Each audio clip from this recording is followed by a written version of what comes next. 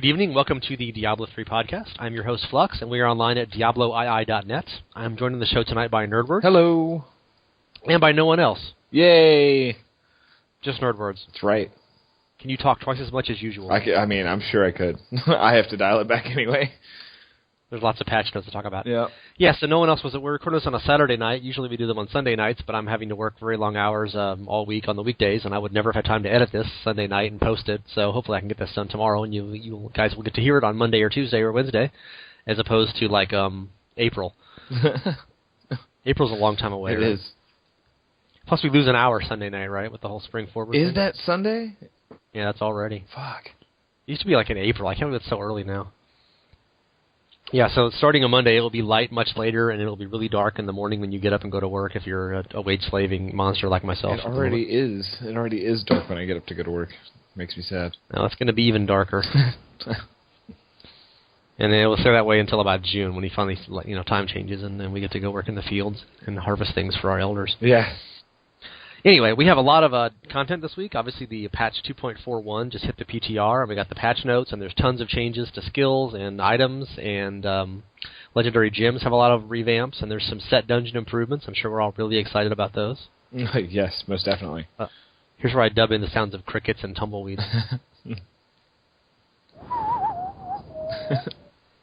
Wind echoing through a canyon.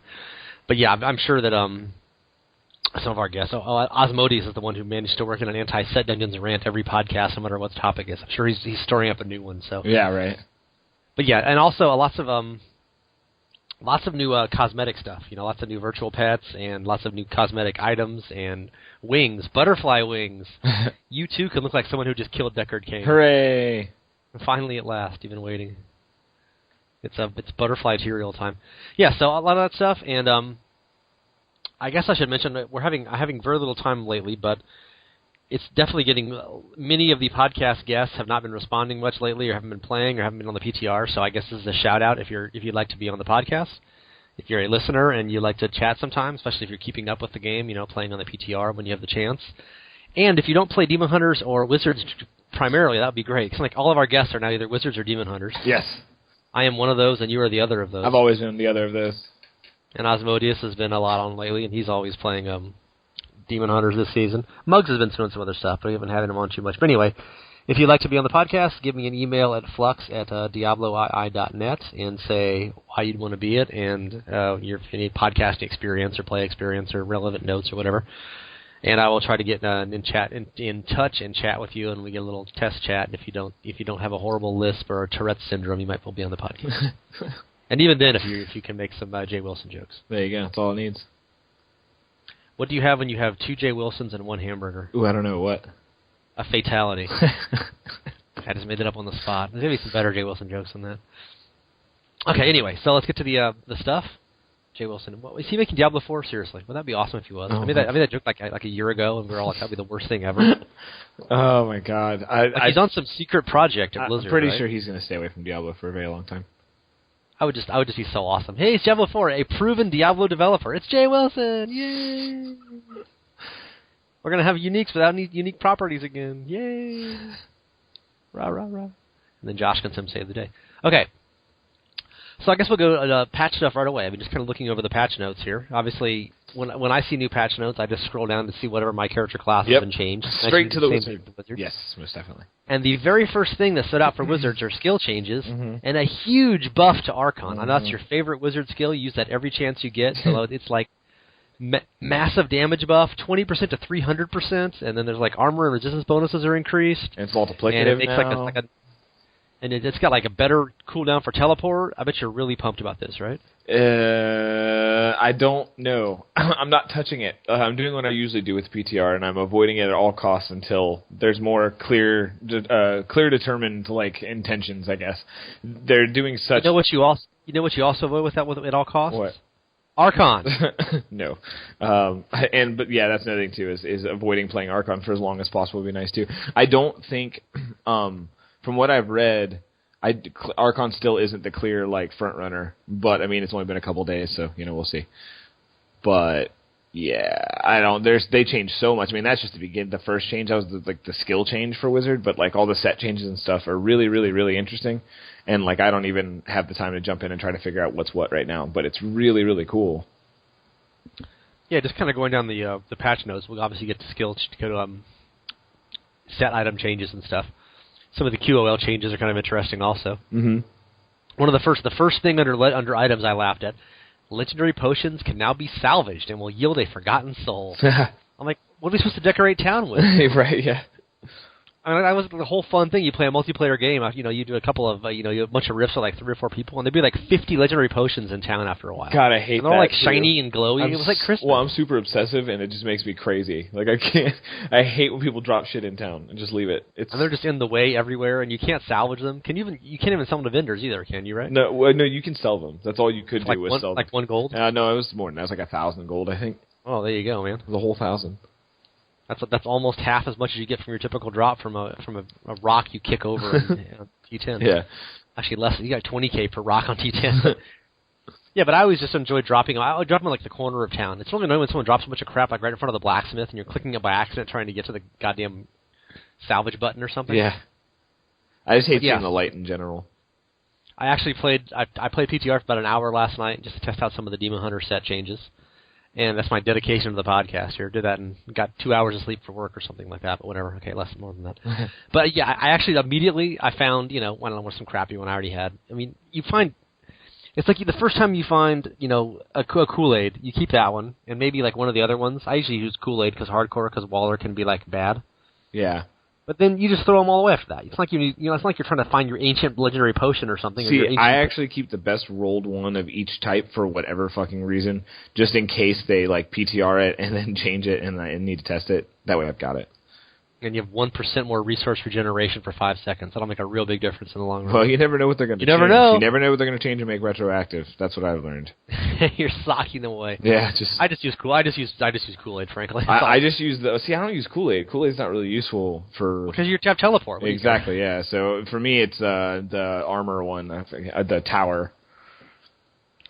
Yeah, like 2/3 of my deaths all time in hardcore are because of a waller or something. You get trapped and you can't get away, and then you get frozen or wallered. And now we all have like permanent frozen immunity, but waller can still be a problem. Yeah. Even though they usually have like a little gap in them. Remember the old days? It was like never a gap. Yes, it was. Like back in D3 vanilla, you were just effed, screwed. Yeah, you're gonna be there. And they the champions would cast like a big cross with a circle on one side of it. They basically make a swastika of walls, and you would just be stuck in the middle, like in some little box, and just watching the arcane spin. It's like, well, I'll be restarting in town now. Right? Yeah. Yeah, Waller's like easy to escape from now, but anyway, the next thing up is legendary gems. Obviously, a ton of changes there. We were just chatting a minute, and you mentioned Bane of the Powerful, and the word to take a shot with whenever you read the patch notes, multiplicative. Yes, most definitely. Like everything, the damage bonus on Bane of the Powerful is now multiplicative with other sources of bonus damage. They got less shy with that. So there's lots of skill changes, lots of other changes, and multiplicative is just everywhere. Mm-hmm. So it's kind of hard to do the math in your head when you have 14 sources of damage and 5 of them are multiplicative and 3 of them are fire damage, and it just goes on and on. Yeah. But I'm sure I'm hoping someone will do some math on some of these and see how much of a difference it'll actually make over time. I know there's already people. Probably not that person, though. Yeah, there's definitely people working on that currently. Yeah, so rank 25 also reduces damage from elites. So one of the big changes with the patch, obviously Taeguks was a very popular gem for some builds, and they majorly nerfed the defensive buff of Taeguks, and they sort of nerfed the damage bonus. But it depends, of course. You used to get, 1,000 stacks, 100 stacks. And then if you ever had like a slow level load, it was like 2 minutes to get all your stacks back, and it was really you'd annoying. Lose them all, yeah. And so they changed Taeguks so it only works with actual channeling abilities. But I did play some Natalia's Demon Hunter to see how that would work out. And you get a maximum of 10 stacks, but each stack is worth a lot more as it scales up over time. I got you. So in theory, you don't lose as much. And I guess that this is one of those things where it's like, okay, you used to get 100 stacks and it did more, but if you spent half the level trying to go from 20 stacks to 100 stacks, it actually wasn't doing more. Whereas now you can be at 10 stacks almost immediately whenever you're actually doing anything in combat. Huh. So I guess in theory, you might have more, kind of the uptime has been improved. Right. Assuming if you ever lost your stacks before, it could take quite a while to get them back. Especially if you were doing something like Marauders or something, where you're not shooting. It's only whenever you shoot your Hatred Spender, as opposed to what they wanted the skill to work with, which is all it does work with now, is channeling, where you're just nonstop whirlwind or strafe or whatever. Right, whatever skill you happen to be using. Arcane torrent, whatever the other. Are there any of the wizard channeling skills besides arcane? Yeah, disintegrate and ray of frost. Oh yeah, of course, those still exist. I haven't played a wizard in forever. I used to like wizards too. They are fun. I quite like them. I mean, I played a billion hours of wizard and whatever they called it in Diablo 2, sorceress. Oh yeah. And I played tons of mage in Diablo 1. Sorceress is the reason why I went wizard in Diablo 3. But of course, that was back when they had ranged attacks. So. There's that. Now they have ranged attacks as well, but only in heroes. Yes. So the next hate's Enforcer. Pet damage reduction increased from 25% to 90%. That seems like kind of a buff. I like how we just went over these. Remember when we did that like 2 podcasts ago? When we were going over all the legendary gems? Like, how we hadn't even played it. That was like 100 podcasts ago. Yeah. I think we were starting up. And damage bonus to pets is now multiplicative. Multiplicative! Take a shot. Yeah. Okay, I have some Surah right here. That for the home game, every time we say multiplicative, it's shot time. That's got to be you'll be some fatalities tonight. Yep. And so were you using Taeguks in any of your builds? I think it was Fuck not no. Here. Why the fuck would I? Why? I've always found a reason to not. There's only one real build that utilized it for the wizard hardcore, or well, heavily, I guess I should say. Hardcore is not good wording to use. But we used it in the Taurasha build that we had in season 3 or 4. No, season 2 and 3. The teleporty meteor build, because you were... So a year ago. Yes. Yeah, basically. 8 months ago. But yeah, we were just spamming so many skills that Taeguk was optimal, but I didn't even use it then, just because, again, like you said, you get a long load time on a rift level or something, you're going to lose your stacks if you forget to hit a button or something. It was too much to keep up with, and it wasn't engaging or fun gameplay, so I just said, nah, I'm just going to use... I don't even remember what I used in its place, but I did just fine without it, so... Yeah, so obviously it's not a big loss for you. All of the Demon Hunter builds use Taeguks. I mean, all the major ones. Right. It really pairs well with your alternating spender and generator, and of course it pretty much pairs well with your focus restraint kind of builds too for that. So. Yeah. So we'll get into the Demon Hunter stuff later, but I really couldn't tell. There's a lot of buffs to the skills and to a little bit to the skills, mainly to the set bonuses. They just flat out all these sets are used to be 400% damage, now it's 500% damage. It's just all over the place. It's not even it's nothing subtle. It's okay, how will this legendary power factor in kind of stuff? It's yeah, we're just going to add 25% more damage to everything. Power creep. Yeah. Hey. Total power creep. GR100, boom, boom. But it was really hard for me to tell if how improved they were or not, because the Taeguks nerf was a big difference. I couldn't use Taeguks at all with Marauders. Well, and they changed too many things at one time to be able to tell where the difference really was, right, for you. Now when I was playing for an hour or 2 in the morning, that's for sure. Yeah, exactly. So, Gem of Efficacious Toxin, no one cares. Goguk has been totally changed. I tried using that for a while last Efficacious is actually interesting now. Poisoned enemies now also deal 10% reduced damage. Yeah, they added a defensive buff to it, basically. Wait, there's more. Where is this? Hang on, there it is. Yeah. I thought there was more. I guess I'm just insane then. I thought I read somewhere that it was going to make it to where that you took reduced damage from poison. I guess it was just the reduced damage in general. I read that wrong earlier. Yay. Yeah, it says poisoned enemies now also deal 10% reduced damage. You know what else it doesn't have? Multiplicative buff now. So does that still count as a shot? Yeah, though? I said the word. Yeah, but you said it in a negative But sense. I said it. Said it. That's doesn't matter how you say it. You just got to say it. But I don't know. I don't know if that's that wasn't the Jay Wilson purpose of the word. You weren't multiplicative. Sorry, I didn't mean to hurt the integrity of your Diablo II drinking game. And we just said it 7 more times, so there are multiple alcohol poisoning deaths at this point if they're following the rules. Yeah, so Goguk. I wish I had a pronunciation guide for some of these words. Gogurt of swiftness. That also now adds dodging per stack. Just kind of tacking on defensive. Which I'm really curious about that change, because the goal is to make these things more useful, right? Didn't they remove dodge entirely because it was a useless stat? Compared to other things, yes, but I guess they figure if they just tack it on for free. Yeah, I don't know. I used that for one run last night, and I noticed 0 difference. Obviously you can't tell doing one GR60 just to see if it makes a change. But the trick would be to run it with no legendary gems at all, and then to run it with just a Gogok and see. That's what I'd be curious on that. And I guess watch your toughness. In theory, dodge does make your toughness go higher, but I didn't really. I was just playing briefly, so I couldn't check it all out that much. Mirror got a big buff, and we're all Yeah. curious. That was like the gem. I mean, not the gem, but at least it was a top 3 for several builds. Like what, season 1 or 2 or something. Yeah. It's been useless forever. So the base damage went from 2,000 to 3,000%, and the additional per rank went from 40 to 60%. So in a way, that's kind of a multiplicative improvement. Yeah. Or is it not? Sorry, it's actually just an additive improvement. The duration bonus went from 5 seconds to 3 seconds for the bonus smite you get, and it gives you maximum life. It basically gives you life leech every time you use it.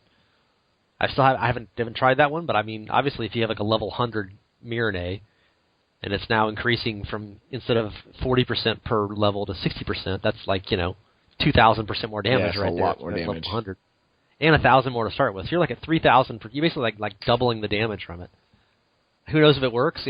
Yeah. I never really liked it with Demon Hunters because it doesn't really proc on your attack speed as much. Well, I know it was big with Condemned Crusaders, and I'm curious to see if that'll kind of make a comeback.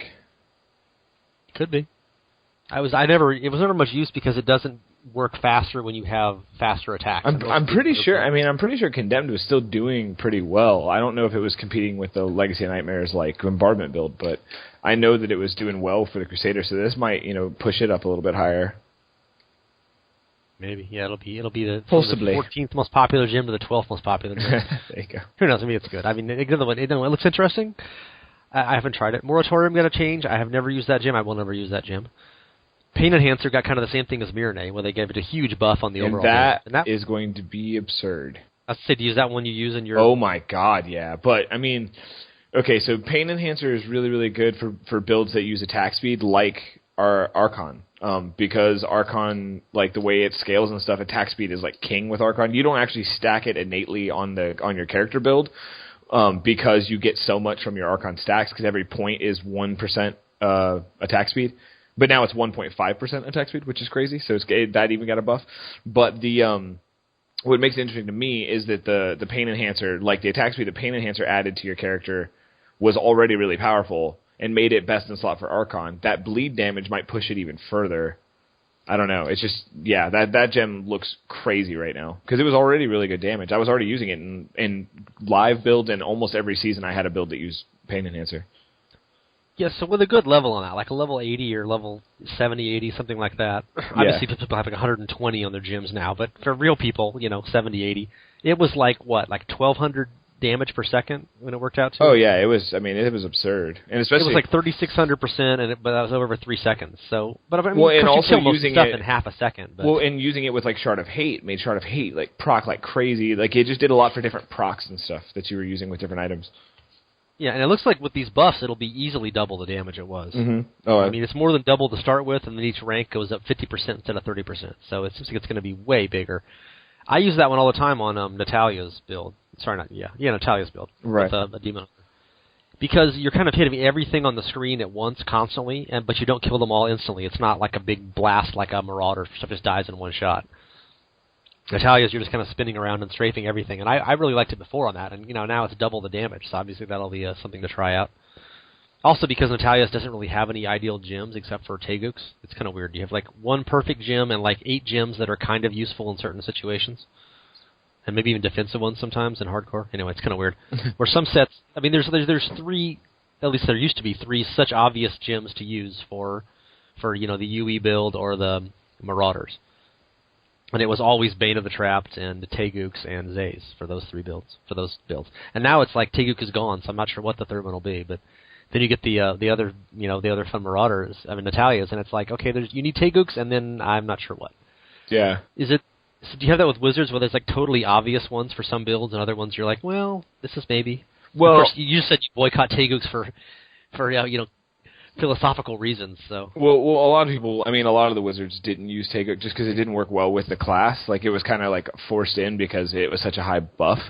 But the Bane of the Trapped for sure. Always, every build uses Bane of the Trapped. It's just the best multiplier in the game. And probably a lot of Zays too, right? With all those awesome range attacks. No, we used Zays in the first 2 seasons with the Firebirds build. When Firebirds was doing greater of 45, as I think was number 1 in the world. Man, imagine 45. I can't imagine going that high. Right? Yeah, I can't even imagine doing 45. Naked or otherwise. Right. But yeah. You know where else Wizards use Zays, Jim? Where? in Heroes of the Storm. That's yeah, totally true. That joke will never get old. I know, right? Whatchamacallit? We use Zays in the first season. I think maybe the second season. I don't even think we did for real that season. But no, it's always been used as Bane of the Trap for sure, Bane of the Stricken for sure, and then the third one's always right now. For instance, with Energy Twister, if you're running group play, you're going to run Pain Enhancer. If you're not running group play, if you're going solo, you probably want to run Esoteric Alteration or Molten Wildebeest Gizzard. Defensive gems in Diablo 3? Yeah, even in softcore. Softcore? Yeah. When you're pushing 90, you gotta have something to help you with the damage, man. Apparently. I've never been more disappointed in you in my life. I know, I'm such a disappointment. Okay, Simplicity, Strength, they changed something and no one cares. Taeguks, we talked about that already. Wreath of Lightning. I always want this to work. I mean, that's such a fun gem, the whole Conduit Shrine thing. It's a really fun leveling gem. They doubled it from 600 to 1,250%. They J. Wilsoned the base stat. And then the additional damage per rank went from 10% to 25%. So it's way more than doubled. I mean, so if you had rank 100 on that, previously it was what? 600 plus 600. So it's 1,200% damage if you had rank 100. It's now, what's 100 times 25? It's now 3,750 at rank 100. Oh, wow. Instead of 1,200. That's more than tripled at a high stack. And does more than tripling Wreath of Lightning work? Obviously, it's good if you're constantly in melee range. Yeah, I was going to try it last night on my Natalias and never quite got around to it in enough time, because you're often very close to targets. And I thought it would be kind of fun. You can actually play Natalias with you don't usually use it with Bane of the Trapped, and then you have the passive on Demon Hunters, the 20% damage buff to anything that's slowed or whatever, and that works with Bane of the Trapped. And you can do that when I play kind of like melee range, where you're almost staying really close. Obviously, it's not ideal with a hardcore sometimes, but in theory, that might be an actual, viable thing, where you would change a build for some class where it's like, okay, I'm going to always be close range now because Wreath of Lightning does triple the damage it used to do. And you combine that with other stuff that also works really well at close range, like, but damage buffs on Bane of the Trapped, right? Right. Or maybe not. See, I thought that didn't Barbs already use Wreath of Lightning pretty well? Especially for speed clears and stuff. Obviously not for pushing or anything, but I think Barbs must use hammers and rocks, and they grunt a lot. We really need to play more other classes. We need to get some barbarians on this podcast. Well, if only I asked for new volunteers, we'd have some coming in. And they changed Zays to make it, even better, which was, I think, kind of unnecessary, but there it is. It's like the class that have ranged. Sorry, I should say the class that has ranged attack. Yeah. Uses Zays a ton, and no one else does. So Zays being slightly better. Is there any chance you would put that into your one of your wizard builds now? No, it's still not enough. I mean, 0.03 damage per stack is I mean, I guess it's cool, but it's like such a moderate change. It's not even. I mean, Zays was already. It doesn't have stacks. That's just distance. Yeah. Oh yeah. Well, yeah, actually, but I mean I don't know. It was already like good damage. It's multiplicative. It was good. It was just like the application of it for a wizard didn't really work very well because most of our skills weren't great at range. And I mean, and why use a gem slot for something like this when Audacity is a more powerful buff and it works in melee range without having to have like a certain amount for it to be active. As long as you're just on them, it works. Yeah, the lack of I guess Zays is weird because it's like the ideal gem for a couple of Demon Hunter builds, and no one else in the game bothers with it because no one else has any good range attacks. I guess there's some like options with like Witch Doctors. You can put like Locusts on stuff and run far away and that kind of thing, but generally Witch Doctors don't play at long range. Now it's not a real build style. Yeah, it's like so I don't know what they can even. It's like a free buff. I was using Zays anyway on two of my Demon Hunter builds, and I will continue doing that. And now that they added damage to it, it's like, hey, thanks. It's like, hey, appreciate you. There's no trade-offs, but it's not going to make anybody who wasn't using Zays use it now. Right. So I don't know. Maybe they should have given it an attack speed bonus as well. Maybe that's all it was supposed to do. That maybe it was just supposed to be that little bit of buff people that were using it, so that those builds stayed, as I mean that's what this patch seems to be. Like it seems like for the first time in a long time, they took a pass at everything to get. Okay, this is like a good power level for where we are right now. Let's get everything else up to where we are right now. Yeah, that power's not going to creep on its own, right? Yeah, so let's leap it all up there. Okay, we're not going to go over every single legendary item. I was about to say, yeah. There's not a whole bunch of them added, but there are a few buffs. Anything that jumped out at you, or that you're going to be like, oh, new gear? The new Wizard Ring blows balls for quarters. They need to really rethink how they design shit. It's bad, and I don't know if they just like are completely retarded or what it is. But you see the Halo of Karini, you take 45 to 60% less damage for 2 seconds after your storm armor electrocutes any enemy more than 30 yards away.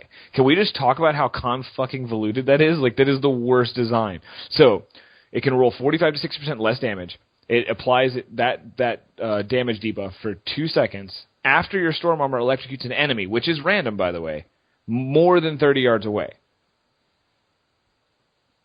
So it's gonna work really well if you stay back from a minute-long fight with a guardian. Yeah, exactly. It'll work well for that, and it'll give you 45 to 60% damage reduction for 2 seconds, which is nice. And I'm pretty sure the proc rate should be able to keep that buff up, but you have to be 30 yards away and have it can't hit an enemy within that's closer than 30 yards, or else you'll lose the buff, which means that you can never have an enemy get close to you, which in any rift ever is not really feasible. Well, you wanted an excuse to use Zays. Now you've got it. Well, now I need the ability to use it. Now you need some skills that actually work with it. Yes, yeah. Now give me a way to play ranged, and then we'll talk. Exactly. The one legendary item I noticed. Well, there's two actually.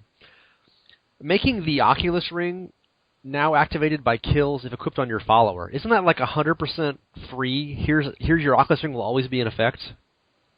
It's on your follower, and every time you make a kill, it activates, which is the same as using it yourself. It's like they just added a second cube slot just for the Oculus Ring, it seems like. Obviously only for single player, but... Right. There's a couple of builds that's like an ideal ring for some Demon Hunter builds now. I mean, I already use it on my followers, and obviously we use it in the group meta, but I mean that's awesome. I didn't even catch that actually. Yeah, that's going to be like a mandatory follower ring for a lot of classes now. It seems like when at least obviously solo was only when it matters. The other one I laughed at was Frostburn. Well, they finally gave Frostburn plus 15 to 20% damage for cold skills. I would always forget that item didn't have that bonus, and the first time I'd find it every season, I'd be like, oh, if I can use some cold... Oh, wait, the bonus is completely crap. The bonus makes an increased chance of freezing enemies. I'm like, what? What? It's like a really bad ice blink? But now Frostburn finally has... because Mage Fist, obviously adds fire damage. And what the hell's the Ember Coat? What the hell's the goddamn armor? Cinder Coat. Cinder Coat, yeah. Ember Coat, I think, is in Torchlight. Yeah, Cinder Coat is... fire damage buff, and there's other items these elemental items that add damage to that if you're using that proper item type, that elemental type. And for some reason, Frostburn never had that, and now it does. And I'll never use it, but at least it's there. So get to the main event here. We'll skip over. Obviously, just go right to your. You said you were salivating over some of your big wizard skill changes. No new sets, by the way. I mean, sorry, wizard skill changes via sets. Yeah. No new sets in this patch. Just briefly before we do this, but. Do you think 4 sets is the max? I mean, if they added a whole 5th set again, is that just too much crap to find, too much crap to organize, too many builds to try to work out? I don't think so. Not enough stash space? I don't think you could go with 5? I mean, I could go with 10, for that matter. I'm curious. I don't think they need to add more yet, but once they get these up to where they need to be, I mean. Honestly, I don't know if a 5th one is needed, because if you've got 4 sets that are all working pretty well, and you can kind of mix and match whatever you want, like if I can run Towels or Delcers or Archon or Firebirds all at, roughly, the same level, then that's a pretty awesome place to be, and then they could start looking at adding a 5th set, but until they get there, I think they should just stick with the 4 sets and keep tweaking them until they get them where they want them. I remember back when we only had 1 or 2 sets, and obviously item finding was harder then, and we didn't have... Do you remember when sets weren't relevant? I mean, I know you do, but... God. Yeah, the first 2 years of the game. Exactly. Yeah, it's I remember when my friend came back and we were playing this new season, and I think I talked about it on one of the podcasts, or whatever. But he was like, "Wait a minute, so sets are good now?" And I was like, "Oh my god, it's been that long since you've played." Sets are mandatory. Now, it's like, dude, sets are life. Oh, one other digression. I played briefly. I hadn't played for 2 weeks. I've been so busy with work. I got on just to do the stupid conquest. To get the second conquest. We were debating this last podcast. If you can do the level 40, the GR45 without any set gear on and get it to work. And someone was saying you could do it with set rings and it still counted. You could use Focus and Restraint or Legacy of Nightmares. That is a goddamn dirty lie. You cannot do it with any set items on. I did it with Focus and Restraint and nothing happened. I took off Focus and Restraint and put on unique rings and changed nothing else and did it and got the achievement. So. Oh, nice. I can safely say you actually have to have no set items at all. Okay, I didn't test it with one set item on, but I did try it with focus restraint. It did not work, and I finally was able to. I did it pretty easily with the. I kept trying to do it with my marauders, trying to get it with the sentries. Yeah. And I just couldn't get enough damage. I had fire bracers, I had fire damage amulet, I had mage fist, I had ember cinder coat on. And I just couldn't get enough killing speed. I kept, stuff just wasn't dying fast enough without focus restraint or my set bonus. I think I just beat it with just a basic disintegrate build. Well, you're wizards. They're the super powerful class. You know that. Oh yeah, for sure. So then I just switched to multi-shot build. I got Yang. I had a Yang's Yang's bow that was ancient, and the Dead Man's Legacy, and I immediately did 45 in 10 minutes to spare. 10 minutes total. It was so easy. Yeah. I'm like, this is bullshit. I hate this build. And then I've been playing UE some lately, even though I just it's just totally no skill and boring. Anyway, we were talking about wizard set bonuses, and you were going to talk about the awesome changes to Magnum. Well, Delsair's got changed a little bit. Quality of life change for real. So right now, you take 50% reduced damage from any enemy inside of a slow time bubble. They just change it to where as long as you have a bubble up, you get that 50% damage reduction, which is, oh my god, amazing. You don't have to even aim it anymore or anything? No, you still want to aim it because you want to, get the mobs caught in it to slow them down. But this way, if a mob runs out, you don't lose your damage reduction. If you had one last mob in a bubble and he runs out and you don't you lost your damage. It was bad. It was really, really bad, and it was really, really hard because you'd want to always be in your bubble and always have the mobs in your bubble. So it was just kind of clunky. This makes it a little bit more fluid and a lot more. I'm sure it's gonna be a lot more fun to play. And then you've got the Firebird set. They changed it to. They just upped the damage. They made the damage bonus for each enemy burning from 25 to 40%, and the elite is burning from 600 to 2,000% damage. So they put it back to where it was on the PTR when they launched it, which was crazy overpowered. But I guess with the level of everything right now, they're probably feeling like that's not too overpowered. So I guess we'll see. Just tack on power creep, like I was saying with some of the others. Well, and then Tal's got a buff. We're just going to increase the numbers. Well, what is it, multiplicative damage, though? I don't... Yes, I believe it is actually multiplicative damage. I'm really thirsty. Good thing you said that. But then a lot of it's just damage buffs. They buffed the damage on Nilfr's Boast, the Meteor Boots. They buffed the damage, they actually buffed the damage bonus increase from the Archon stacks from 1 to 1.5% per stack. They nerfed the fuck out of Energy Twister super hard. That got hit with the nerf bat. And then Tal Rosh's got a buff again too. So it was what was it? It was 150% per stack, stacking 4 times made it 600% damage total was the buff for Tal Rosh's. Then it got changed to 500% per stack, which made it 2,000% total. Now it's 750% per stack, which is 3,000% damage total. So Tal Rosh's is probably going to be pretty competitive as well. It looks like Tal Rosh's and Firebirds and Archon and Veers are getting reworked to be at least comparable or more comparable to Delsair's. But of course, the biggest build now is the infinite titty twister. Energy twister. I just call it titty twister. It's more appropriate that way. Yeah, right. Yeah, no. But that's they made the straight shot against the devs said, okay, here's the build everyone's using for highest GRs. It's exploitive. We're going to take it out. So they took out the way you could cheat to get so many power crystals. Why can't I talk tonight? So many so many red globes. Oh yes, yeah, the Selenium. That's what made it so powerful. You could just feed them forever, and they nerfed out the biggest barbarian CC skill, which is making it possible to lock everything in corners forever and not take damage. Yeah. So they were just straight out. Here's what everyone's using for the top builds. Every top ladder run was the DPS was the wizard, and there's always a barb using CC, and that was in 2, 3, or 4 players. 4 players, obviously the 2. 3 players, still the 2, usually with a monk. And then 2 players, it was always just the wizard and the barb. And they're like, okay, this is being exploited. We're going to make lots of other builds. Or at least we're going to knock this one down a few pegs. Right. And you weren't playing that one anyway. You mostly play solo, right? So you didn't have people who were just holding stuff in the corner so you could hit them easily? Yeah, well, actually this season I've been playing a little bit more group because Wizard's relevant in group play. It's funny how that works, right?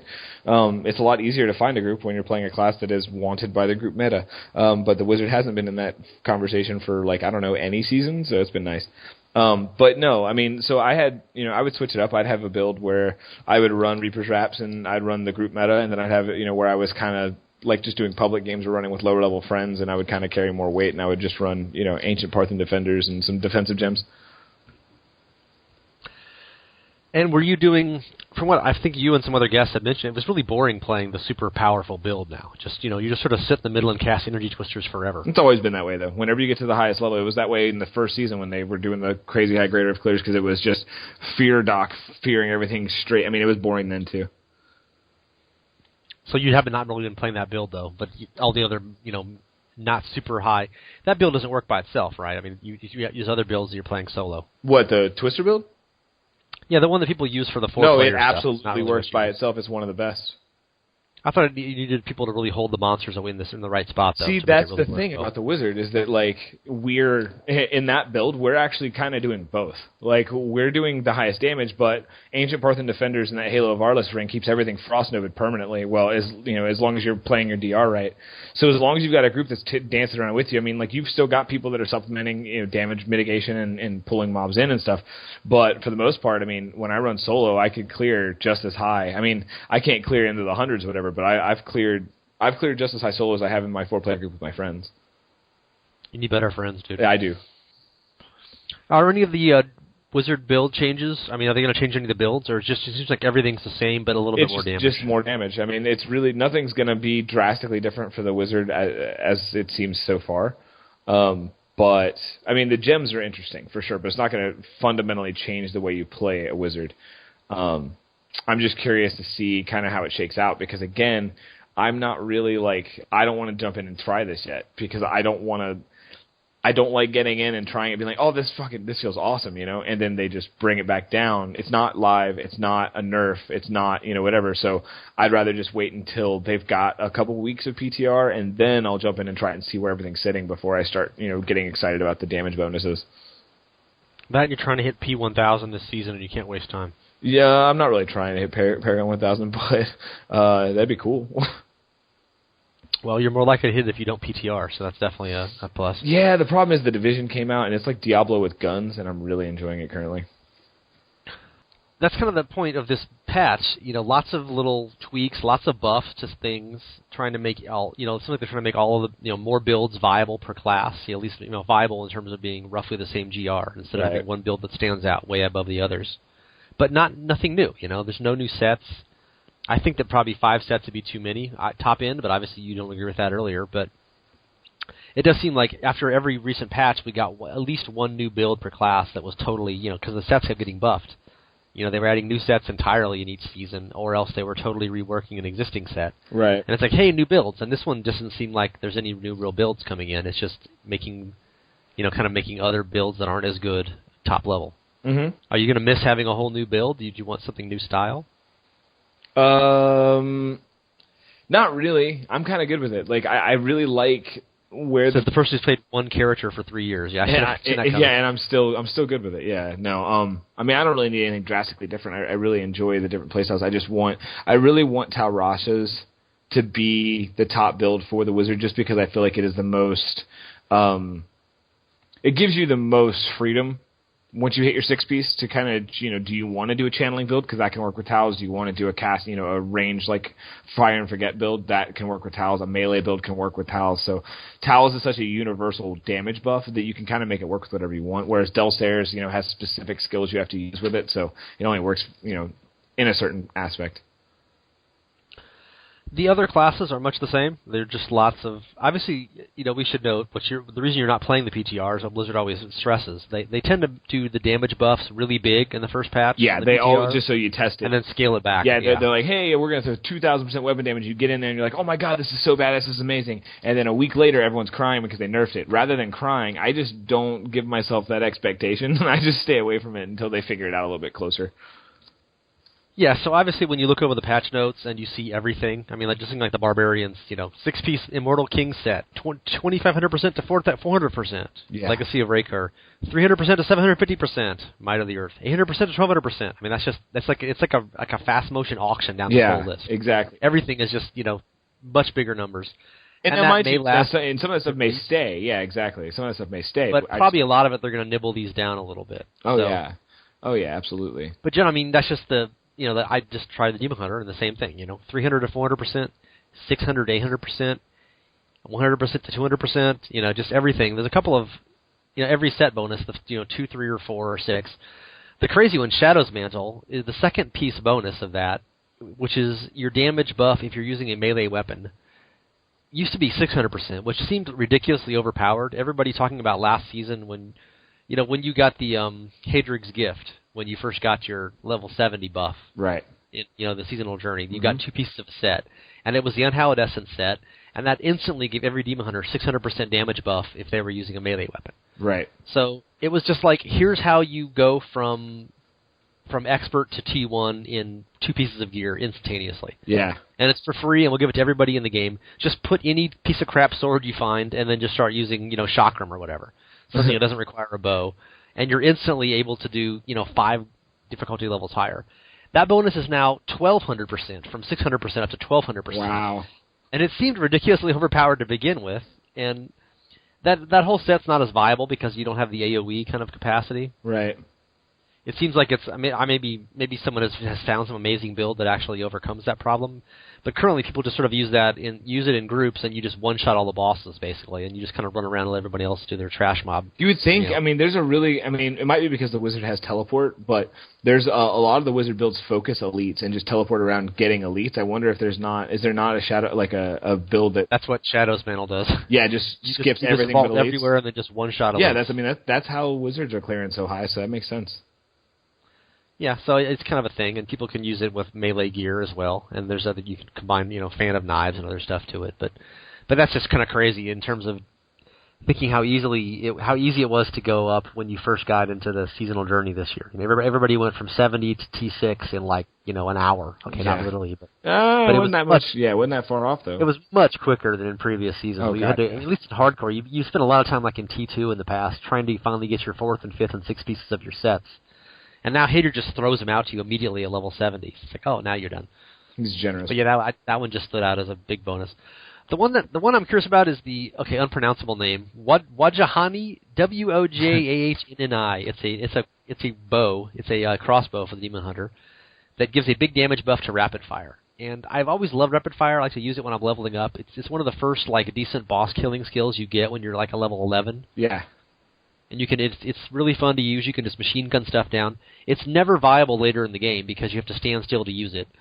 And this bow came in a couple of patches ago, and it gave you a huge damage buff to it, but it did little stacks. You got a stack, I think it was 4 stacks, and you got one each second, which of course went away the second you moved. Right. So it was only ever good if you could stand still and shoot things, but you never stand still for more than 1 second. So it was like, what's the point in this item? Yeah. And now it does the exact same thing. So, So they made the damage per stack. They basically doubled. They will simp the damage per stack, and they made the stacks go in half a second instead of 1 second each.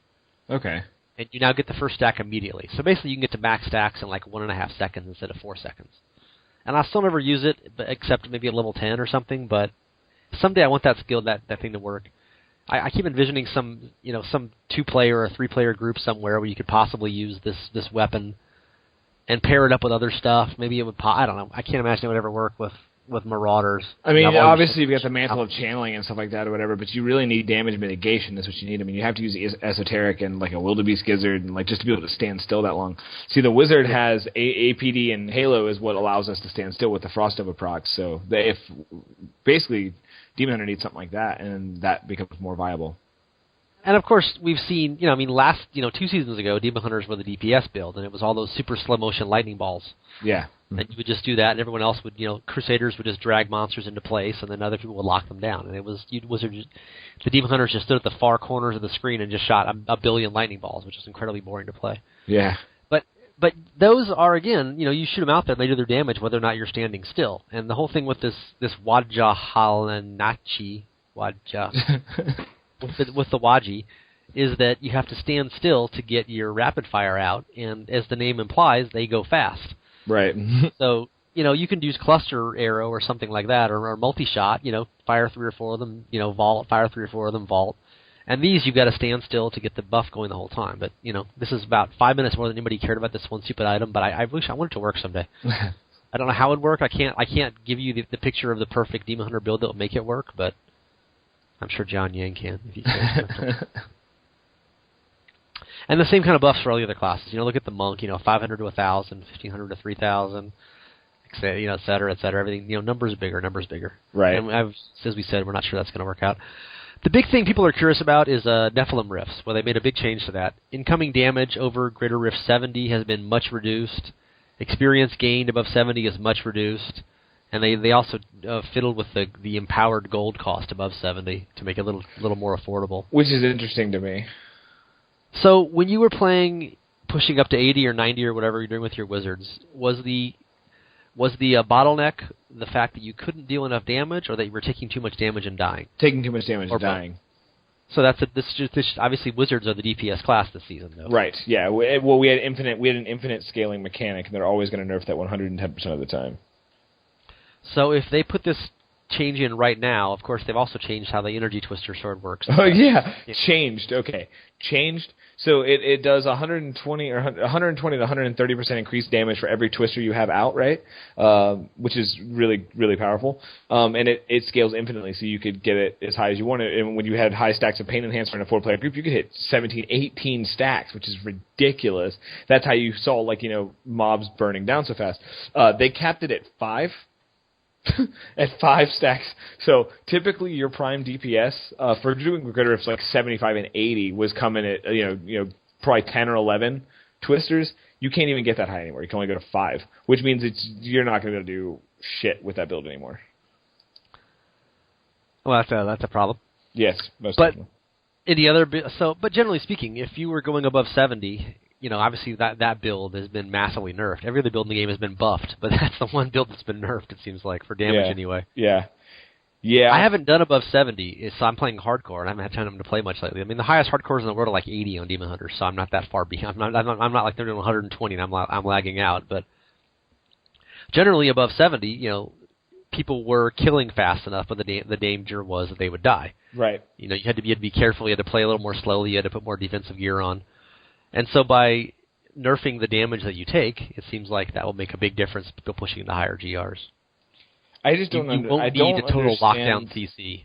I just don't understand them. Like, they keep nerfing damage in Greater Rifts. Like, I don't get it. Like, it's like they're trying to incentivize us to not... Like, I mean, like, we're always going to have to use defensive gems and defensive things, whatever. And, like, it happens whenever you get, like... Whenever you get to the higher levels, you're going to get one-shotted, two-shotted. But, like, they keep making it to where we can... It's like they're institutionalizing power creep, if that makes sense. They just seem committed to giving us more power. Yeah, it's like they want, I mean, which is fine. I mean, obviously I'm having fun, but it's just like it seems like interesting or different kind of design philosophy, because like why, like at some point, like is 85 not supposed to like really like fuck you up? Like do they really want, like do they really Apparently need to not. reduce the damage on 85? I mean, like it just seems insane to me. I mean, again, not a problem. And they're also nerfing the experience you get, so there's a little less incentive to push higher, but I guess people will anyway, because what else would you do? Well, exactly. So basically they're making it to where it's not as punishing to push higher, but you don't gain as much to push higher. In terms of experience, anyway. Obviously, and you get gold. your legendary gems and stuff up, but yeah. Well, you also don't get as much gold. And, of course, the only reason you need to empower anything is because you want to get your legendary gems up to higher. Right. But they're making it so there's not as much incentive to get higher, so... Right. Who knows? It's weird. I want to hear more on why. I'm just curious because I'm not a designer. I don't know the ins and outs of this stuff. I don't know why, but I'm curious. I'd be curious to see why they keep nerfing the Greater Rift damage. It's not. I mean, again, I'm perfectly happy with pushing higher, but at what point did they go? Okay, that's high enough. You know, at what point did they decide? Do they want us to be able to solo 100? Is that what they're trying to do? Because that's curious. That seems to be the agenda. The funny part, we were debating like a podcast like a few weeks ago. Is power creep gotten out of hand now? And it's like, remember back when like getting your gem to 25 was a challenge, and it's like, yeah, oh, get it to 25 to get that secondary power. They can put that at 60 now. And 5 or 6 rifts now, yeah. Yeah, and you can do that like you're like Paragon 10. You're getting gems to 25. I mean, as soon as you get them, you can just people can do GR 25s instantly. So yeah, it's kind of like, do they need to rescale things and maybe they just changed the way skill. I mean, like Taeguks was a good example. That was not an unwieldy gem when you were maxing out at level 30, level 40. When you're getting it to 90 and you have 110 stacks, it's just like this is that's ridiculous. Where it just got insane. Yeah. Yeah. So maybe they're just going to start fixing things that have a billion stacks and making them so you don't need to do it up so high. and just make things only go up 10 or 12 ranks and much more per rank, just sort of across the board. Right, much easier to manage that way too. And obviously, making things multiplicative seems like it's a danger sign when you're getting such ridiculously high stacks of stuff and such ridiculously high and numbers. that's the curious thing too, right? Is that they reduce the incoming damage for greater rifts and significantly increase a lot of the damage coming out of our characters from our other sets. Yeah, I'm just really curious to see where we're all going to end up. Now, I really need to jump into PTR. I've got to have the time to do it, and I haven't had it yet. And just when you get to like it, they'll yank the carpet out from under you. Yeah, right. There you go. Like my first marriage. So last thing in the patch notes, obviously there's a bunch of changes to set dungeons. We've been bitching about these for months. They're really obnoxious, annoying ones. And as I recall, your biggest complaint about the Wizard was the obnoxiousness of trying to get the stupid slow time thing, where you get like 28 enemies but not 30. Oh yeah, you saw they fixed that. Did you see they fixed that? They specifically changed that just for you. I know. I got my check. It's all good. Enemies hit by a slow time that did not initially hit 30 enemies are no longer prevented from counting towards the objective on future casts. So really, the set dungeon changes are all like QoL stuff. Well, and I was going to say too, it's not like I was like the only one bitching about that. That was a very common complaint among the Wizard community. So, but they did the exact same fix to the multi-shot Demon Hunter set dungeon. Did they? Enemies hit by a multi-shot that did not hit 20 enemies are no longer prevented from counting towards the objective on future casts. Nice. So that was the annoying thing. You would get like 18 spiders. The problem is you kill them all with one shot, so it doesn't really help. But right. I guess if you really downscale your damage and find a better way to work it, as it was with previously, there'd be like 30 spiders in this long hallway to get just the right angle to get 20 of them. But you would kill 17 of them with that shot, so it wasn't like you had a second chance anyway. There needs to be a feat of strength called In Before Nerf. That is for anyone who did all of the set dungeons before they got nerfed. Well, you get the sexy green wings before them. Probably won't be as good a bonus next time. Yeah. Actually, maybe it'll be 10 times better. It'll be glowing green wings. Right, yeah. The other one also, as our other podcast guest, Osmodius, was ranting about for about 3 hours on a podcast. The Shadow's Mantle dungeon was so annoying. Yeah. Where you had to hit 20 monsters consecutively with Impale. If you missed a single Impale, it would break the chain, and you would fail. And you notice how fail rhymes with impale? Not an accident. Not a coincidence. And the other really annoying thing was if you hit the same monster twice, at any point in that chain of 20, it would break the chain. And it wasn't really made clear about that until you just sort of discovered it halfway through. And again, you were one-shotting all the trash mobs with Impale, because Impale's like, 40,000% damage buff or something. Right. Some absolutely absurd number. But there were these giant terror demons in the dungeon that would pop out every now and then. And they took like 2.5 impales to kill unless you had really high impale damage. Right. And so you'd hit one once, and then you have to run for your life to avoid hitting it again with an impale because it would break the chain. So you'd be like desperately trying not to hit this one monster again with impale while trying to kill it with whatever your crappy generator skill was, your secondary attack. That's not very good. Trying to hit other crap with your impales to finish off this chain. Because if the terror demon got in the way, there went your whole chain. You were fucked. Yeah. And it was like, this is the most annoying thing ever. So at least they did fix that part. Hooray! Are you going to be romping and cavorting in set dungeons now? They've taken out some of the most annoying features of them, or you'll never ever play them again unless you have to get a challenge. I've mastered all of the Wizard set dungeons, and that's all I wanted or cared to do. I have not set foot in a set dungeon since like 2 months ago when I first tested them, and I've never planned on doing so again. So I think that they are cool. I still stand by that they are cool. I don't think that they are awful and evil the way that you and Oz do. I don't think they're awful evil. I think they're no fun. Yeah, I get where some people wouldn't find them fun. I think that they could be fun, and I actually had fun when I did it, but it wasn't a very long-lasting fun, and it wasn't. And there were so many annoyances and like little like buggy little gimmicky things with it that it did kind of bug me, but I still think that they're good for the game and they do need to stay in. I'm on the opposite side of the argument that Oz has, so I know he hates them so much. But yeah, no, I still think that they're cool, but I'm glad that they're doing some passes to kind of clean them up and make them a little bit less obnoxious. I thought they needed some more reworking on them. I mean, I didn't feel like just these little minor. I mean, admittedly, every change in the patch notes is a vast improvement to the most annoying things about the set dungeons. Yeah. But we just kind of felt they were half-baked, like we felt like they weren't really... The theory seemed to be like, here's how you should play this set if you're really good at using it, and this is sort of a tutorial almost. Like it's almost like a season journey thing for the set, right?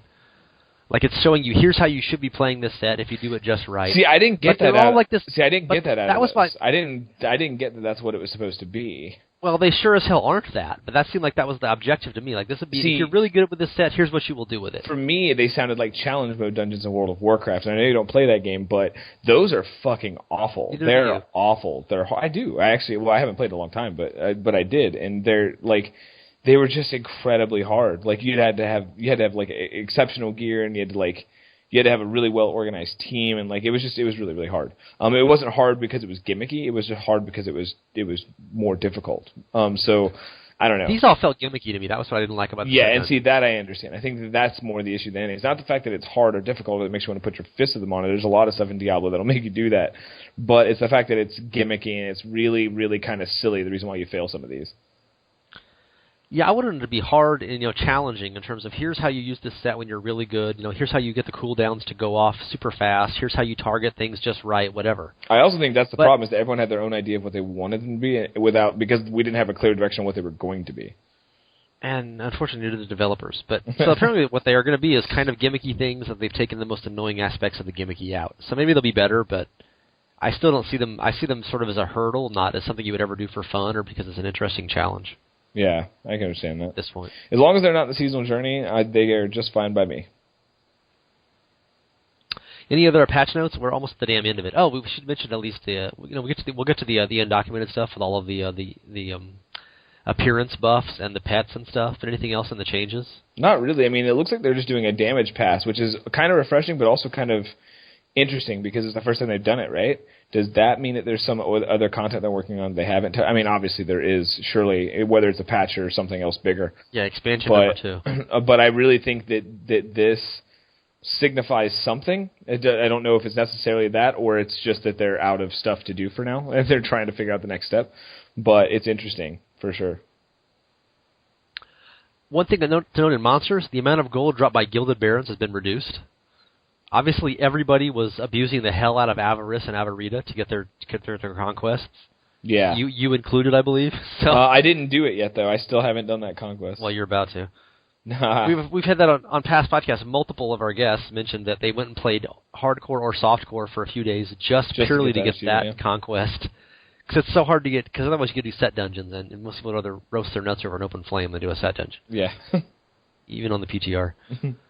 And so they've decided, previously, obviously it's not that hard to get over 50 million gold if you're on T10 with some gold find gear. But usually you could get like 45k from a single Gilded Baron or even more. Right. And you only need 50 million, not 50k. 50k is like one stack of gold. Remember when 50k was a lot of gold? I do, actually. Like in D2 Classic, you'd play for hours and like 47,000 gold. Like, yeah, awesome. And it's like, yeah.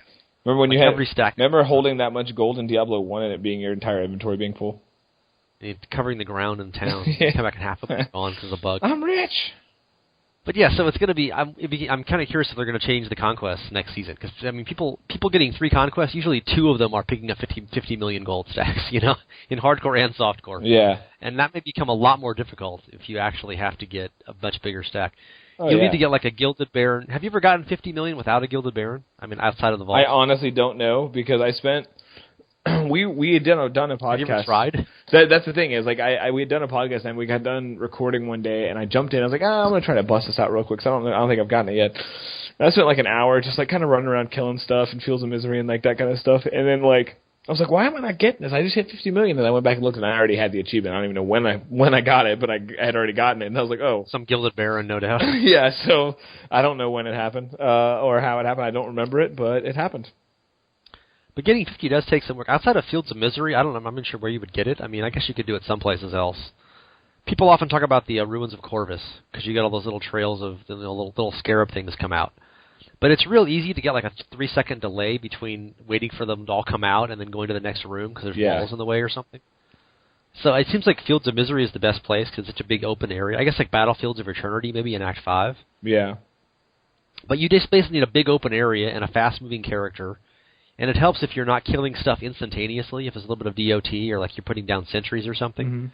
Because it just gives you a little bit of a buffer where they're killing something behind you while you're getting to the next thing. And obviously having gold pick up pets helps a lot. Oh, yeah. But yeah, I don't think I've ever actually gotten 50 million gold without a Gilded Baron. I probably have and haven't noticed it because you don't pay attention to what you've gotten the bonus already, but I mean, actually trying it, I've had really busy levels in Rifts, and they're never big enough. Like, you get to like 37 million, and then the level's empty. And you're like, well, shit, I was almost there.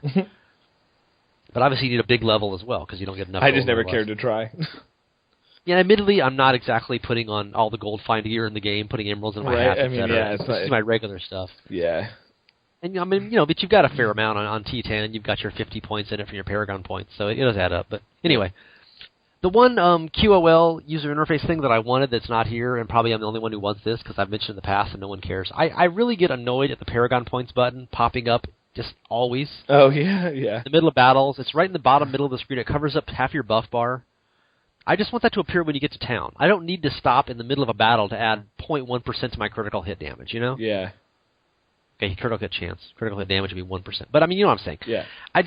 I wish it popped up every 10 points, especially early on when you're going from like 1 to 500 and you're getting like 7 Paragon points per rift. Yeah. It's like, stop flashing at me, go away. Just appear when I get back to town. I don't need to reassign points in the dungeon. I'll be in town in 5 minutes. Yeah. Can I just wait till I get to town? Right. Yeah. Exactly. I don't need you. I just want a checkbox for that. You know. Okay, skills, sure, great. Again, skills. You're going so fast. I mean, how many times when you're living up a new character do you get to like level 27 and realize you haven't put any passive skills in yet or something? Yeah. Because you level up. God help you if you have a Gem of Ease, you know, and you're level 62 in like 12 minutes. You're not assigning skill points. You don't even care. But I mean, the start of the season, I guess new players obviously want that popping and stuff, but it only happens up to level 70, and then it stops. Yeah. Blissfully. But Paragon points go forever. I mean, I'm at like 717 now or something for the season. And you still get one like every Greater Rift if you're doing GR65 or something. Yeah, it's pretty close. It's pretty common. I'm at 800 now, and I think it takes about 2... Well, it's like 1.5. But it's not like it's radius. every other day, you know? It's pretty damn common if you're playing for a while. Right, yeah. Especially if you're doing a 4-player game and getting massive EXP. But anyway, I'm sure that will never, ever happen because Blizzard hates me. But with good reason, I might add. But that's one thing I would like to go away, and it could never come back. Okay, so a lot of other changes in the patch are cosmetic. Tons of new transmogs, tons of new pets, lots of new virtual pets. We already have a couple of them from, you know, Seasonal Journey and other such rewards. And now they pick up gold. They're like the best QoL thing ever in the game. Now everyone else who's not a Demon Hunter with Marauder set can experience the joy of not having to pick up their own gold. Are you excited about the new pets? Do you think they're kind of cool? Do you even care? I like things, and these are things, so I love it. I think that the wings, the pets, all the new stuff they added, the undocumented stuff that like slipped in is really, really, really cool, actually. Even when they're butterfly wings? Yes. I like it. I like that there's a reason why you care if there's a Rift Guardian that spawns. I like that, like, I don't know if it's a random chance. I hope it's random. I hope it's not... Like, I don't want to get this the first time I fight each one of the Rift Guardians. I want this to be something that's like a really rare chance. Because I think that's cool. Like, it's RNG, it's frustrating, and it'll annoy a lot of people trying to farm it and stuff because you can't really farm it. But it's, man, I think it's cool. Speaking of butterfly wings, reminds me briefly, they took the shield off the Merciless Witch in the Realm of Discord. Thank God, right? Yeah. That was like the most annoying part about Ubers. You just had to sit there and wait for her stupid shield to cycle out every quarter hit points. Oh, yeah. They said they significantly reduced her health, increased her health. I don't care if she has 100 times the health. I don't care if it actually takes longer on the whole and I'm just kind of grinding her down steadily. It was just so annoying having to wait for that shield to go away. So I'm down with that change. As for her stupid butterfly wings, I don't know. I'd have to admit, I love the rainbow profile. Oh yeah, visual. Yeah, it's interesting. That is just porn. It looks like a cover of a box of kids' cereal. The little clappy clouds and the rainbow going over your head. I don't know. I just love that one. Yeah. I will turn that on when I get it. It's amazing. The other pets are kind of cool. Whatever. I don't like wings. Wings annoy me. I wish there was an option to not see wings other people had in game. Because I always think they're champions when they run to the edge of the screen and waste a Marauder shot on them or something.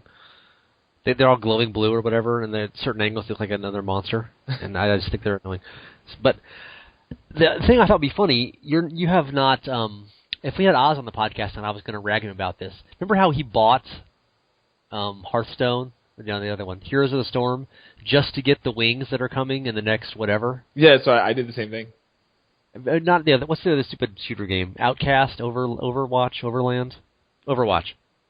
Like he bought Overwatch just to get the wings that come with buying Overwatch, and now there's like 100 wings you just find on the ground when you play for free. Is this devaluing the purpose of buying other games, collector's editions, just to get wings from them when you can just find 50 new pairs in the game? Yeah, true. Do you feel ripped off on your pre-order of Overwatch at this point? No, I don't think so at all. So more wings is always good for you. You said you like things. Yeah, I mean, I think that that random little cosmetic things like this, as annoying as they can be, and some of them do look stupid, but some of them look cool. And I think that the ones that I think look stupid, someone else might think look really awesome, and I think that's okay. I think that was one of my favorite parts about games like World of Warcraft and other MMOs was the collectible things, just little toys and trinkets and stupid things you can collect that didn't actually do anything for your character. They were just cosmetic and bragging rights things. I think those are cool. And you don't think it's gonna cannibalize their own market? Many people are buying these other games literally just to get the cosmetic. I don't think so. I'm still going to. I'm still if they have all these wings out and they put out a badass enough wing, I think it's a good thing because it just means they have to make them better to incentivize you to get it. You're willing to spend $20 extra bucks, or maybe even $60 extra bucks on another game just to get the wings. How long are you willing to farm? What if every 100th drop from Malthael he gave you a special wing? Would you farm him for a week just to get those wings? It would depend on what they looked like, and it would depend on how it worked, but I'm sure I would, yeah. Let me put it this way. If they add something new to Diablo that I can physically do, I'm going to do it. And I've done it for every game since Diablo 1, so it wouldn't really shock me. Assuming it's for the wizard to get, obviously. Yeah, exactly. So there's some new wings, the bestest looking wings ever, whatever you think that's cool, and you have to get every class to level 70 in hardcore and softcore to earn it. Do you do it? That I would do. Doing every set dungeon to get those master wings, I will not do. But they're wings. Well, I know, but I do have a line. I wings. do have integrity.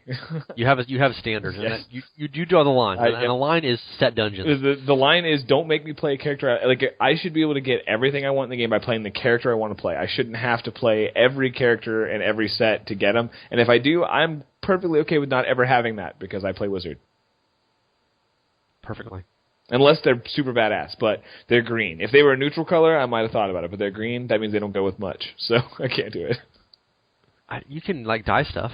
I know, but colors. I don't like the greens in this game. They don't have, they have, we could go into transmog shit, but it's so... You don't like the greens in this game. I don't.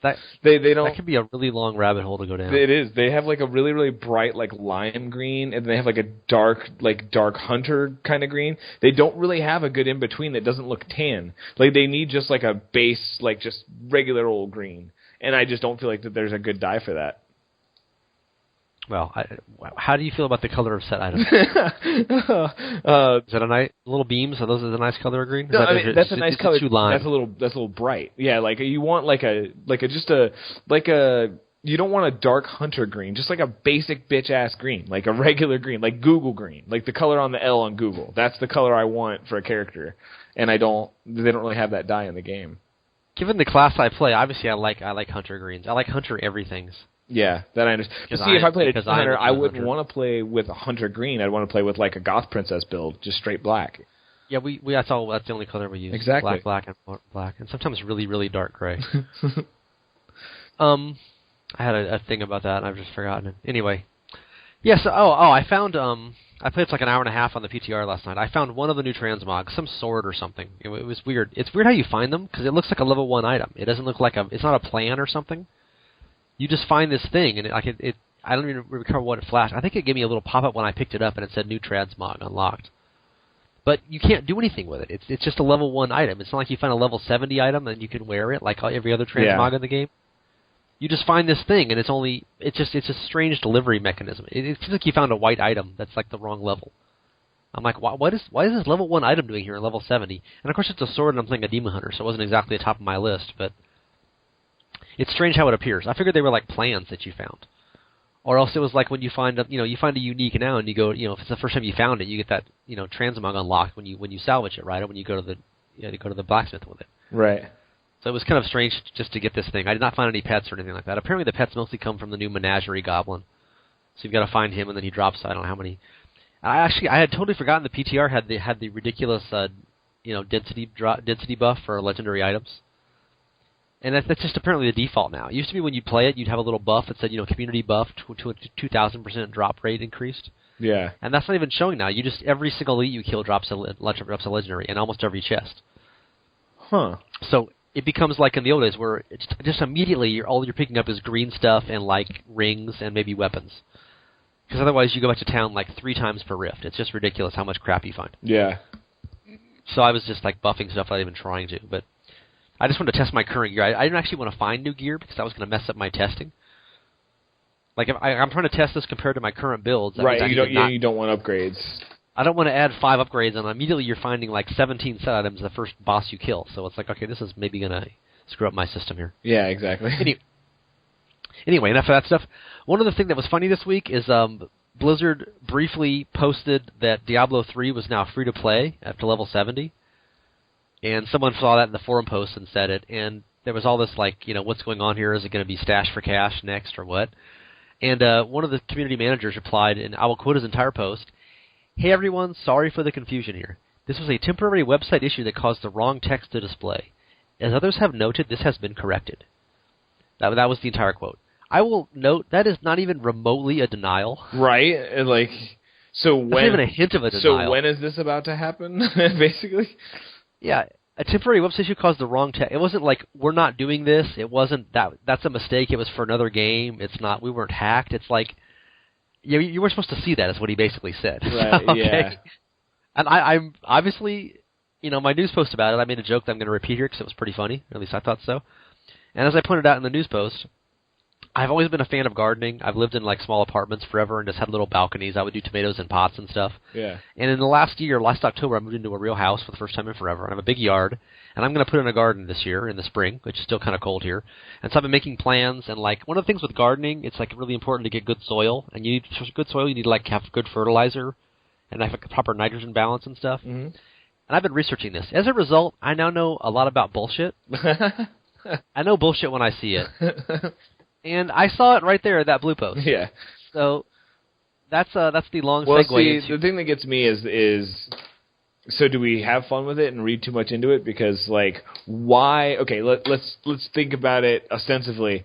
Why would they make Diablo 3 free to play to level 70? Because nobody's buying Diablo 3 and they want to sell Reaper of Souls. No, get people in. No, they said 1 to 70. That is Reaper of Souls. Mm-hmm. Well, maybe they're changing D2 to be up to 70. I mean, it sounds like it's not the whole game. So no. If typically they do this for World of Warcraft right before they release the new expansion. Or maybe you don't get any Paragon points. You get to 70, but then you're stuck there. No, I mean, I think they're basically saying is you can level up to 70, but to play the max level content, you have to be, whatever. Now, mind you, it could actually be a bug, I suppose, and it wasn't supposed to happen, but why would it even be in the coding if it wasn't, Yeah, he didn't say it was a bug, though. He didn't even say that it was not supposed to display. He just said it was a temporary website issue. Yeah, so we put the test page live, is what he said. So what happens if we come to April or May or June or July or whatever, and they announce either Diablo 4 or I still don't think it'll be Diablo 4. It'll be Diablo 3 X Pack 2. And then the free Diablo experience is 1 to 70 is completely free, so you can jump in and play that to make sure you like it before you pre-order and buy the new. Does that make sense? And the new thing goes to level 80. Exactly. You see, that's usually the reason why they do the Spinal Tap expansion, right? Yeah, there you go. It goes 1 higher. Well, it'd be funny if it actually was 1 higher. Level 7. That'd be great in World of Warcraft. What are we up to? Level 71. Level of Warcraft now. It was 50, right? Then it was 60. Then it was 70. Then it was 75. They had to start going by 5s. They did so many. I think it started at 60, and then it went to 70, and then it was 80, and then it was 85, and then 90, and then 100. It would be funny if they went 95, and it's 97, and the next one's 98. We're adding 1 level. The next one's bothering me because the next one's 110, and that's wrong. That's just weird. I just don't like it. I need round numbers. Do people feel ripped off when they only went up 5 in that one expansion, like 4 expansions? No, because the funny thing is that even though you only went up 5 levels, the content in it was you leveled much slower in those expansions. Yeah. But yeah, the content was still there. They probably had more content in those than we did in the 10 level expansions. And there's no comparison to Diablo 3 because, of course, level 70 means nothing. It's all about the Paragon points and the gear. Level 70 is about 45 minutes of your time. That's completely irrelevant. I mean, obviously you're enabling more skills and stuff, which used to matter when leveling up was slow, but now it's just like whatever. Yeah. They might as well just put an instant level 70 button in the game, frankly. Maybe they will. Which, of course, they do. It's called the Gym of Ease. There you go. I literally made a second... That was the other funny part last night when I was playing on the PTR with my... I copied my account over. And I played the UE set that I had on, then I put on Marauders and tried that. And I said, I should try Natalia's and see how Taeguks still works. And I didn't have Natalia's gear in my stash. I was missing the pants and the chest, and I couldn't find the Calamity. I knew I had an ancient Calamity bow that I've been using, and I was looking everywhere. I'm like, I was like totally thinking, okay, I know I died with a Demon Hunter like 300 Paragons ago, but I would swear I was wearing Marauders when I died. Yeah. You can't have a spare gear on, and I was like looking through every stash tab, and like, did I sell this? Did I just throw it away? I was waiting to find Ancients to replace it with. And after like 30 minutes of this, I remembered, oh yeah, I made another Demon Hunter. I actually have a Demon Hunter still wearing the full Natalia set. Oh. And I had totally forgotten that I had 2 Demon Hunters this season. So that was not my proudest moment, which is why I've replayed it on the podcast. Everybody knows about it. But it was just like ridiculous because you have so many characters, all these old ones from other seasons. You just don't even know are there anymore. You just sort of ignore them. When I was really stupid. I should have at least like delegated their names. Like all my characters are pretty much named one of 3 things, and they just alternate. But I don't remember which ones from season 1 or 2 or 3 or 4. I actually put the name. Yeah, I actually do that. I put them in the name. I wish you could put numbers in their names. That's annoying. You can't do that. Yeah. Of course, after years of the stupidest character names imaginable in Diablo 2, I shouldn't complain about that. But yeah, right. people had their names. It was like 1LL 111 LLL 1 upscore. So you couldn't tell what it was to copy paste it and mute them or anything. It was just like the most annoying thing. But I name my characters like SIIIUE something like that. Yeah. So I know what season it is and what gear it is. I just never looked at the name. Don't even give them a name. Just give them a categorical header. I wish I could actually have underscores and spaces and stuff to make it more clear that way. But you do what you can. Right. But anyway, I literally spent like 45 minutes trying to figure out what I did with the rest of my Marauder stuff. If I'd sold it, if I'd thrown it away, if I died with it and forgotten dying, and then I finally thought, oh yeah, I have another Demon Hunter. And it was right there. It was right there waiting for me. And so, anything else from this set? I think that's all the buffs to Archon, blah blah blah, build changes, set dungeons. Yeah, that's pretty much it. That's it for my notes there. Anything that are you going to get on the PTR or not? You're still debating? I will be getting on PTR, but I always give it a week or two before I jump in because I don't want to jump in the first week to test stuff that's going to be completely like. I don't see a point in testing stuff now that's going to be so different later. There are people that have a lot more free time that can do that. I want to use my free time a little more wiser. And you're trying to get Paragon 1000, by God. I just don't think I'll get there. I would love to. I've cleared 8. I just don't know if I'll clear 1,000. Well, 800 is really all you need, right? You get 800 feels all good. Your Paragon points. 800 feels good because I've never cleared 800 even in my non-seasonal yet. So it was really nice to get there this time without it feeling like because it didn't even feel like a slog. It didn't feel like it was that bad. So, but we'll see. I'm curious how next season's going to go with. I want to see these damage numbers and where they end up the closer to the new season starting, and then we'll kind of go from there. But yeah, until they get a little more time and a little more tweaks under their belt. I usually wait for a pass or two before I jump in. And all these numbers are so buffed now; they're so inflated. We're assuming there are going to be lots of nerfs to the current right, numbers. Yes, so. yeah. Please, yeah. Anybody playing PTR, expect these to be changed. No, they won't. That's no fun. They should. I like when I'm just waiting for another Mordix brace. Yeah, yeah. That's the most exciting thing in the last 5 years of Diablo 3. Yeah, right. There you go. And we had other podcasts. We were going through, running through the history of them. I'm not doing that anymore. I'm tired of that. We got up to 125. That pretty much solved it. It's been like a month since 200 anyway, so what's the point? wait till episode 250 and rerun some of those. We realized that it would take a lot more episodes to get all of that done. Yeah, I actually have notes on 127 up through 150, and I try to be a little more selective about some of this, to not hit everything on it, but we've gone long enough tonight. And we didn't do a podcast last week because I was super busy, and next week's I'm looking real good either, to be perfectly honest. But anyway, like I said at the start, if you're interested in being in the podcast, give me an email at flux@diablo.net and give me your qualifications and send nude photos of your girlfriend. And that we'll see how that goes. Ideally wearing some Diablo paraphernalia. There you go. Although I guess then she wouldn't be naked now, would she? I guess if it was a hat, it would still count. Do you have what amount of Blizzard merchandise do you have in your house right now? I have on display? So much. It's absurd. Is it like you just moved? You put all your Diablo posters back up or what? Yeah, actually. Well, I set up. I mean, I have like my nerd room, and then I have my living room, and I've got like I have all the Diablo novels on my shelves in the living room, and then like I have a few statues and stuff, and then I've got like all the Diablo 1 and all the Diablo 2 like action figures and stuff, and then I work at GameStop, so I have like all these standees and like wall posters and just like ad space stuff that I like cut up into like actual like artwork or posters and stuff. It's pretty cool.